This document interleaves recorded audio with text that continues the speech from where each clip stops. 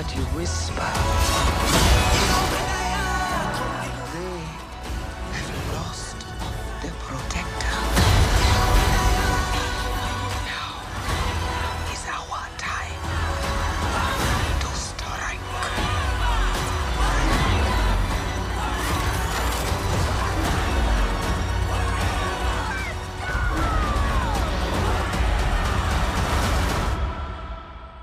Show them who we are. All right, that was a clip from the highly anticipated Marvel film Wakanda Forever. To talk more about this, I want to bring in film critic Richard Crouse.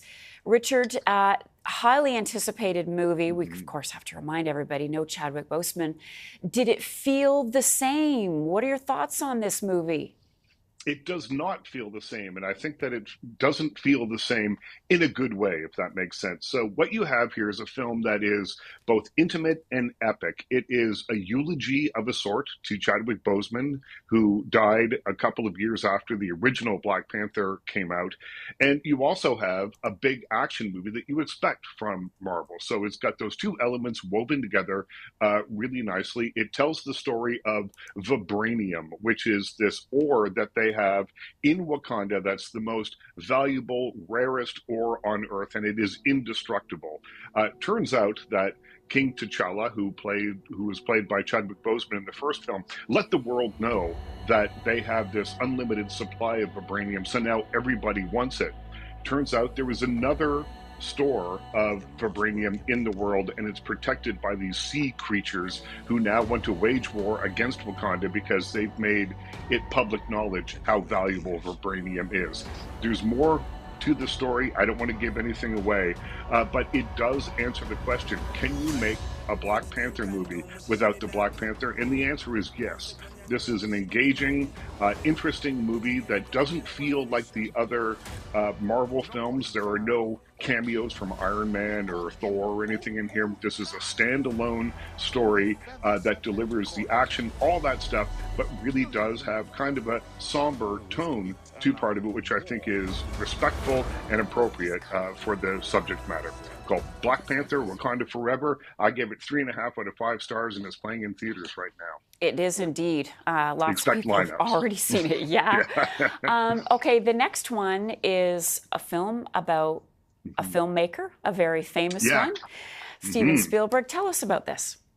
Yeah, this is The Fabelmans, and it was a big hit at the Toronto International Film Festival, won the People's Choice Award, and it's the story loosely based of Steven Spielberg's early life, growing up in Arizona with a scientist father and an artistic mother. That's the push and pull of this entire story, because as soon as he discovers films as a young person, he becomes obsessed with the moving image, mostly, though, or at least in the beginning, as a way of coping with some of the tensions that are happening in his own home.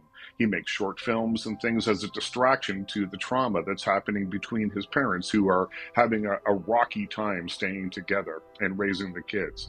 And I loved a couple of scenes in this movie so much. There's a scene with Judd Hirsch, who plays young Sammy's uncle.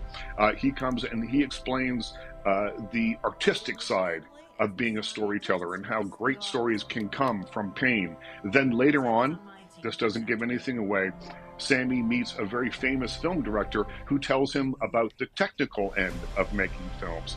And there you have this whole film summed up in 2 stories. The one about the heart, the one about the technical side, which of course great filmmakers have to have both those things. It came from his parents, it filtered down into his life, and it gave us The Fabelmans. I like this movie a lot. I think film fans will like this movie because it's essentially about the power of movies and art to make us feel better and act as a balm when things are not going well. Called The Fabelmans. I gave it 4 to 5 stars, and it's in theaters right now. And I feel like we're going to be hearing a lot about this movie during Oscar season. Okay, to finish, we have World War II documentary Lancaster. Yeah, this is a fascinating documentary about the Avro Lancaster, which was a giant, heavy bomber plane that the RAF used to bring the war to Germany. What's great about this movie is that it is told in the first person. It's lots of interviews with the people who actually flew the planes and dropped the bombs. You get a unique perspective, and now that there are fewer and fewer World War I vets left to tell, or World War II vets left to tell this story, it's a fascinating look at a fascinating time. I think that World War II scholars will be studying this film for years to come. It's called Lancaster. It's in theaters now, and I gave it 4 out of 5 stars.